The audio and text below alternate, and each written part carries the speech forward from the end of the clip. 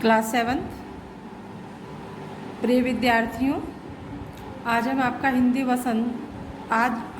हिंदी में जो पाठ्य पुस्तक है वसंत, उसमें पाठ पढ़ेंगे 3।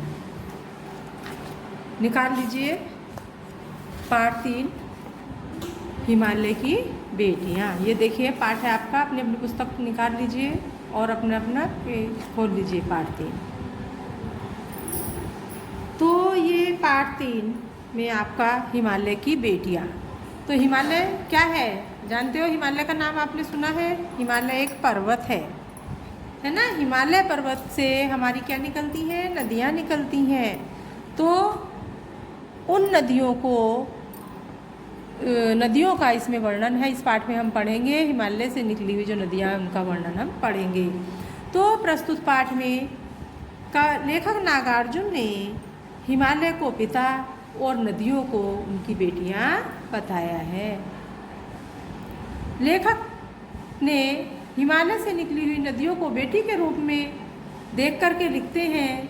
क्या लिखते हैं कि हिमालय की गोद में ये बेटियां उछलती हैं, कूदती हैं और उल्लास से, जैसे जिस प्रकार से एक पुत्री जो है पिता के आंगन में खेलती है, बड़ी होती है, उसी पर कितनी भोली होती है, नादान होती है, उसी प्रकार से ये जो नदियां हैं, इन नदियों का वर्णन लेखक ने किया है कि जब ये हिमालय से निकलती हैं तो बड़ी गंभीर होती हैं, शांत होती हैं, छोटी होती हैं, पतली दुबली होती हैं, है ना। और जब ये मैदान में आकर के बहती हैं नदियाँ, है ना, तो कितना विशाल रूप धारण कर लेती हैं और लोकहित कार्य को करती हुई क्या है फिर बाद में सागर में मिल जाती हैं। इस प्रकार से लेखक ने हिमालय को क्या कहा है? ससुर, और समुद्र को क्या है? दामाद की संज्ञा दी है।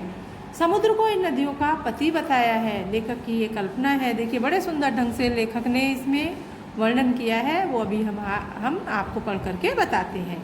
आप ध्यान से सुनेंगे और मनन करेंगे। जो कठिन शब्द इसमें आ रहे हैं उन पर ध्यान देंगे। तो आइए बच्चों देखते हैं। अभी तक मैंने दूर से देखा था, बड़ी गंभीर, शांत और अपने आप में खोई हुई सी लगती थी। सम्राट महिला की भांति वे प्रतीत होती थी। उनके प्रति मेरे दिल में आदर और श्रद्धा के भाव थे। माँ और दादी, मौसी और मामी की गोद की तरह इनकी धारा में डुबकियाँ लगाया करता था। लेखक कहता है कि मैंने इन नदियों को क्या है दूर से ही देखा था। बड़े गंभीर हैं, गंभीर मतलब गहराई वाली है ना, शांत हैं और अपने आप में खोई हुई सी लगती हैं, जैसे कि ये कुछ कहीं खोई हुई हैं, कुछ विचार नहीं है। सम्राट महिला की भांति यानी एक धनी संपन्न महिला की भांति ये दिखाई देती हैं, प्रतीत होती हैं यानी दिखाई देती हैं। सम्राट माने धनी। उनके प्रति मेरे दिल में आदर और श्रद्धा के भाव थे। माँ और दादी, मौसी, मामी की गोद की तरह उनकी धारा में डुबकी लगाया करता था। मैं उन नदियों में नहाया करता था। जिस प्रकार से दादी, नानी, मामी, मौसी की गोद में बच्चा खेलता है, उसी प्रकार से लेखक भी नदी में नहाता था तो उसको एक माँ का एहसास होता था। परंतु इस बार जब मैं हिमालय के कंधे पर चढ़ा तो वे कुछ और रूप में सामने आई। मैं हैरान था कि यही दुबली पतली गंगा, यही यमुना, यही सतलज समतल मैदान से उतरकर विशाल कैसी हो जाती है। इसका उछलना, कूदना, खिलखिलाकर लगातार हंसते जाना, इसकी यह भावभंगी, इसका यह उल्लास कहाँ गायब हो जाता है।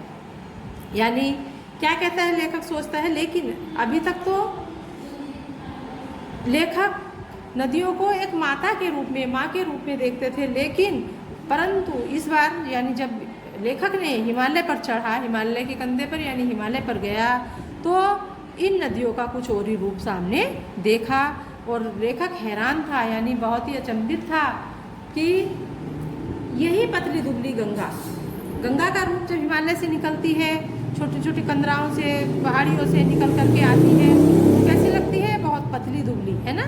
गंगा, यमुना, सतलज ये सभी नदियाँ जब हिमालय से निकलती हैं तो ये बहुत अधिक पतली दुबली ऐसी लगती हैं। ऐसा नहीं लगता कि ये इतनी विशाल होंगी, लेकिन जब मैदान में उतर जाती है तो विशाल बन जाती है।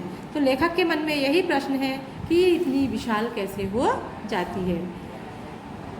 नदियों का उछलना कूदना, खिलखिलाकर लगातार हंसते जाना, उनकी भावभंगी, इनका यह उल्लास कहाँ गायब हो जाता है। जो पहाड़ों पर यानी हिमालय पिता की गोद में खेलते हुए इनका था उल्लास, खिलखिलाकर हंसना, है ना, इनकी भावभंगिमा जो भी इनमें था वो कहाँ गायब हो गया, मैदान में जाकर के, यानी मैदान में जाकर के ये सब गायब हो गया।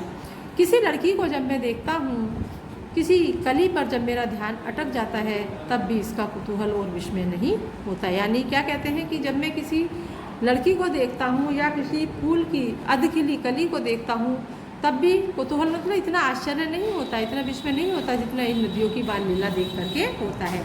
यानी नदियाँ जो है जब हिमालय से निकलती हैं तो अपने पिता हिमालय की गोद में बाल लीला करती हुई तेजी से भाग करके ये मैदान, तेजी से भागी जा रही हैं, तेजी से आकर के मैदान में विस्तृत हो जाती हैं, फैल जाती हैं। यह कौन लक्ष्य है जिसने उन्हें बेचैन कर रखा है।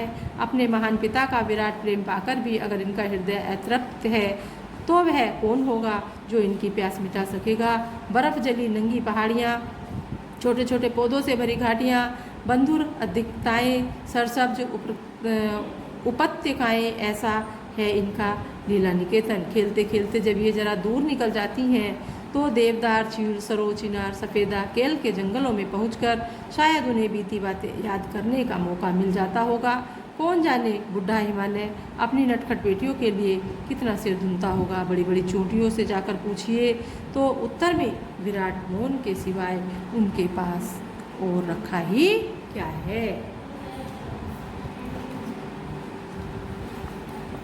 तो देखिए बच्चों, कहाँ ये भागी जा रही हैं, इनका क्या लक्ष्य है। लेखक के मन में तरह तरह के सवाल आ रहे हैं कि ये इतनी तीव्र गति से अपने पिता को छोड़ करके कहाँ चली जा रही है, कहाँ भागी जा रही है। इनके महान पिता का विराट प्रेम पाकर भी हिमालय का विराट मतलब विशाल, बड़ा, इतना बड़ा प्रेम पाकर भी अगर इनका हृदय अतृप्त है, मतलब शांत नहीं है, तो ऐसा कौन होगा जो इनकी प्यास मिटा सकेगा। अर्थात ये किसको खोज रही हैं। बर्फ़ जली नंगी पहाड़ियाँ, यानी बर्फ़ से लगी हुई वहाँ जो हिमालय की छोटी छोटी पहाड़ियाँ हैं, ऊपर हिमालय की ऊंची चोटीली पहाड़ियाँ हैं और छोटे छोटे पेड़ पौधों से भरी हुई घाटियाँ हैं। बंधुर आदित्यकाएँ हैं, यानी कि आदित्यकाएँ मतलब पहाड़ी का ऊपरी जो भाग होता है, पहाड़ी का ऊपरी समतल मैदान होता है। सरसब्ज उपत्यकाएँ, सरसब्ज मतलब हरी भरी, सरसब्ज का मतलब होता है हरी भरी। उपत्यकाएँ, उपत्यकाएँ तराई घाटियाँ, ऐसा इनका लीला निकेतन, निकेतन माने इनका घर, ऐसा इनका लीला का घर है। फिर भी ये कहाँ जा रही हैं। इनका नदियों के बारे में लेखक कहते हैं कि इन नदियों के लिए बहुत सुंदर पहाड़ी ऊपरी समतल मैदान है, हरी भरी इनके लिए तराई घाटियाँ हैं और इनका सुंदर निकेतन मतलब हिमालय पर इनका सुंदर घर है। खेलते खेलते जब ये ज़रा दूर निकल जाती हैं तो वहाँ यानी अपने उस पिता के मैदान आंगन में, पिता के आंगन में, हिमालय रूपी पिता के आंगन में खेलते खेलते जब ये दूर निकल जाती हैं, थोड़ी और आगे बढ़ जाती हैं, तो उनको क्या मिलता है। देवदार, चीड़, सरो, चिनार, सफ़ेदा, केल आदि के जंगलों में पहुंचकर शायद इन्हें बीती बातें याद करने का मौका नहीं, यानी बीती बातें याद करने का मौका मिल जाता होगा। कौन जाने बुढ़ा हिमालय अपनी बेटियों को अपनी नटखट बेटियों के लिए कितना सिर धुनता होगा। ये खेलते खेलते दूर निकल गई हैं नदियाँ, नदियों को हिमालय की बेटी कहा है। ये खेलते खेलते दूर निकल गई हैं, यानी कि बहते बहते नीचे आ गई हैं। तो हिमालय जो है अपनी इन बेटियों के लिए कितना पछताता होगा, कितना परेशान होता होगा। जैसे कोई पिता अपनी बेटियों को याद करके दुखी होता है, इसी प्रकार से हिमालय भी दुखी होता होगा।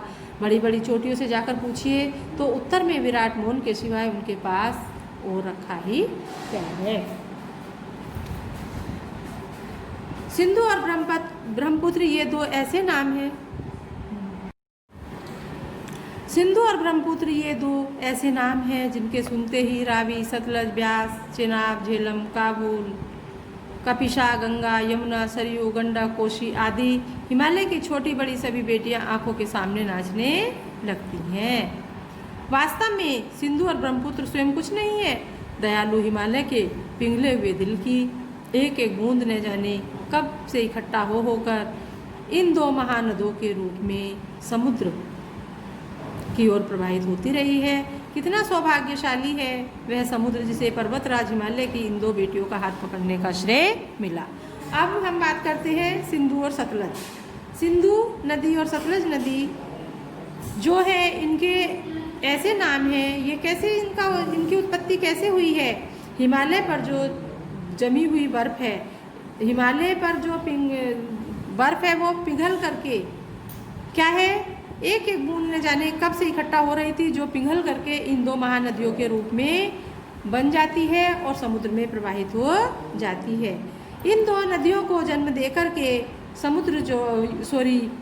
पर्वतराज हिमालय जो है बहुत ही भाग्यशाली है। यानी उसकी दो इतनी बेटियां हैं, उसकी ये दो बेटियां हैं, तो हिमालय बहुत ही सौभाग्यशाली है जिसे वह समुद्र पर्वतराज हिमालय की दो बेटियों का हाथ पकड़ने का श्रेय मिला। अर्थात उसकी दो बेटियों को पाकर के हिमालय अपने को गौरवान्वित महसूस कर रहा है।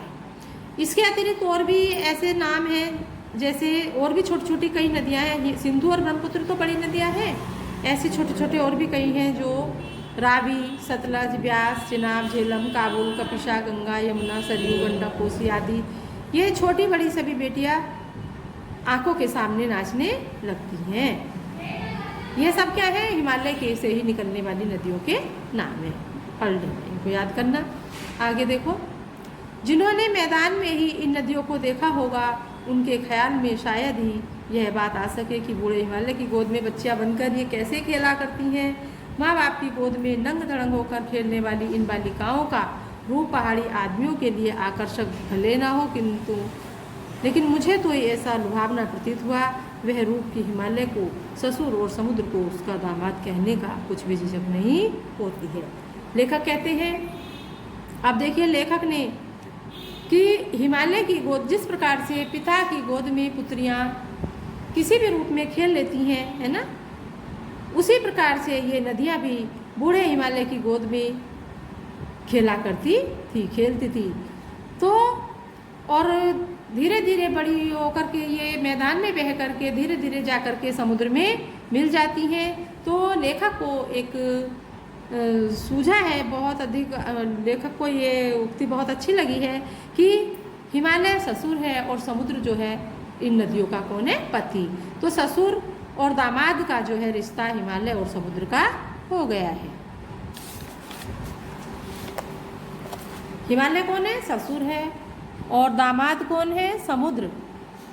ठीक है बच्चों, आगे देखो।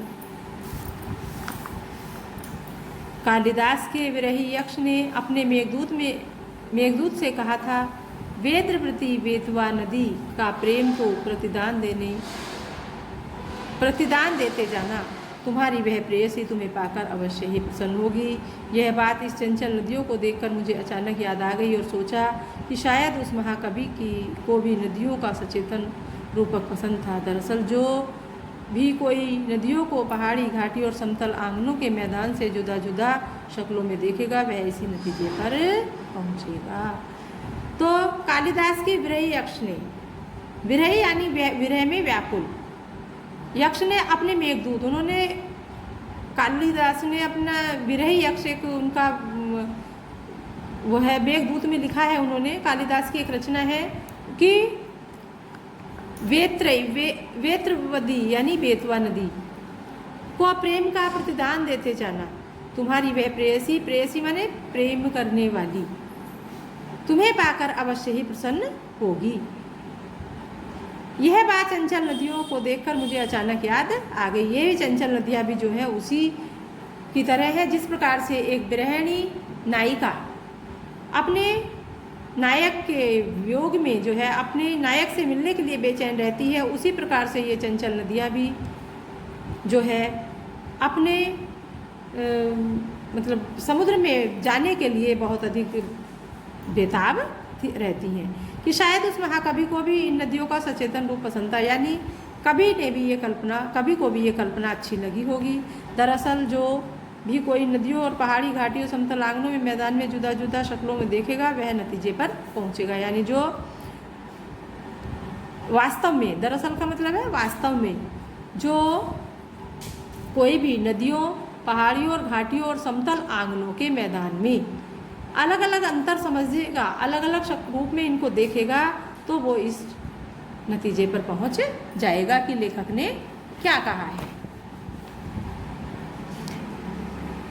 काका कालेलकर ने नदियों को लोक माता कहा है, किंतु माता बनने से पहले यदि हम उन्हें बेटियों के रूप में देख लें तो क्या हर्ज है। और थोड़ा आगे चलिए, इन्हीं में अगर हम प्रेयसी की भावना करें तो कैसे होगा। ममता का एक और भी धागा है जिसे हम इनके साथ जोड़ सकते हैं। बहन का स्थान कितने कवियों ने इन नदियों को दिया है। एक दिन मेरी भी ऐसी भावना हुई थी जो लिंग की बात है। मन उछट गया था, तबीयत ढीली थी, सतलज के किनारे जाकर बैठ गया। दोपहर का समय था, पैर लटका दिए मन उछट गया, तबीयत ढीली थी, सतलज के किनारे जाकर बैठ गया। दोपहर का समय था, पैर लटका दिए पानी में। थोड़ी ही देर में उस प्रगतिशील जल ने असर डाला, तन मन ताज़ा हो गया, तो लगा मैं गुनगुनाने। क्या गुनगुनाने? जय हो सतलज बहन तुम्हारी, लीला अचरज बहन तुम्हारी, हुआ मुदित मन हटा सुमा कुमारी, जाऊँ मैं तुम पर बलिहारी। तुम बेटी यह बाप हिमालय, चिंतित पर चुपचाप हिमालय, प्रकृति नदी के चित्रित पट पर अनुपम अद्भुत छाप हिमालय, जय हो सतलज बहन तुम्हारी। तो बेटा देखिए, इसमें अभी हम पढ़ रहे हैं काका कालेलकर ने नदियों को लोक माता कहा है। लोक माता यानी लोक का कल्याण करने वाली माता। माता कौन होती है? जिनकी गोद में हम बैठते हैं। तो काका कालेलकर ने इन नदियों को, जो हिमालय से निकल करती हैं और समस्त भारत को सींचती हुई, समस्त अन्न जल पैदा करती हुई, अन्न जल इससे सिंचाई की जाती है, अन्न जल उत्पन्न होता है, इसके पानी को पीकर प्यास बुझाते हैं, तन मन शांत हो जाता है, स्नान करते हैं। कहीं इनके पानी को, जल को रोक करके बांध बनाए जाते हैं जिससे बिजली तैयार की जाती है। इस प्रकार से यह संसार के लिए हित का कार्य करती हुई, है ना, आगे बहती जाती हैं। तो यदि हम इनको लोक माता बनने से पहले, यानी लोक माता तो ये है, हम इनको लोक माता के रूप में देखते हैं। जब ये कब है लोक माता? जब ये मैदान में उतर जाती हैं। लेकिन इससे पहले जब ये कब हिमालय की गोद में होती हैं, तो इनको हम क्या बेटी के रूप में देख लें तो क्या नुकसान है, क्या हर्ज है? हर्ज माने कोई हानि नहीं है ना। तो इनको हम बेटी के रूप में देख लें तो क्या हर्ज है। और थोड़ा आगे चल के देखें तो इन बेटियों में क्या है, एक प्रेयसी, प्रेमिका आदि बनने की भावना भी रहती है। तो लेखक ने एक बेटी के रूप में इनको देखा है। जिस प्रकार से एक बेटी माता क्या है, एक बेटी पिता की गोद में खेल करके बड़ी होती है और परिपक्व स्थिति में ससुराल चली जाती है। उसके बाद फिर क्या है, वहाँ जब कल्याण की भावना के लिए जो इसमें बताया है वो बताया गया है। तो ममता का एक और भी धागा है जिसे हम हाथ जोड़ सकते हैं। बहन का स्थान कितने कवियों ने इस नदियों को दिया है। कवियों ने इसमें क्या है, बहन का स्थान भी दिया है। कितने कवियों ने नदी को बहन भी माना है। एक दिन मेरी भी ऐसी भावना हुई कि मैं भी, लेखक की भी जो है तबीयत ढीली थी, सतलज के किनारे जाकर बैठ गया और क्या है, पैर उसमें लटका दिए। थोड़ी देर में उसको जो है, कवि को का मन जो है तरोताज़ा हो गया और गुनगुनाने लगा। क्या है, सतलज को इन्होंने बहन के रूप में लिखा है। जय हो सतलज बहन तुम्हारी, ये सतलज नदी को ये बहन तुम्हारी जय हो। तुम्हारी लीला बहुत ही अचंभित करने वाली है और मेरा मन जो है आनंदित हो गया है। सारे कष्ट, ये खुमारी माने सुस्ती जो है मिट गई है और मैं तुम पर बलिहारी जाता हूँ। तुम बेटी है बाप हिमालय, तुम बेटी हो और तुम्हारे पिता कौन है, हिमालय है। चिंतित पर चुपचाप हिमालय, और तुम्हें खोकर के हिमालय चिंतित है लेकिन चुपचाप है। प्रकृति नटी पर चित्रित तट पर अनुपम अद्भुत छाप हिमालय, जय हो सतलुज बहन तुम्हारी। ये आपका पाठ पूरा हो गया है, इसको पढ़िए। और ऐसी ही एक कविता आप भी लिखिए कोई नदी पर, ठीक है बच्चों। और इसके शब्दार्थ हैं,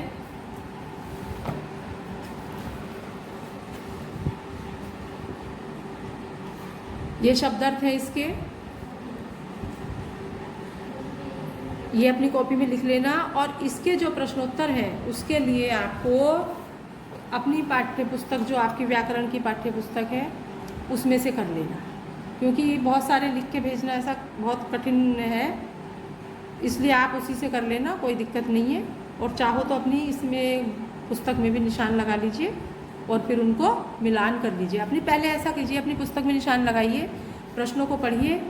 जैसे नदियों को माँ मानने की परंपरा हमारे यहाँ काफ़ी पुरानी है, लेकिन लेखक नागार्जुन उन्हें किन किन रूपों में देखते हैं। इस प्रश्न का उत्तर छांटिए, लिखिए, निशान लगाइए और अपनी जो व्याकरण की पाठ्य पुस्तक है उससे मिलान कर लीजिए और अपनी कॉपी में लिखिए। इसी प्रकार से आपको इसके क्वेश्चनों के आंसर लिखने हैं।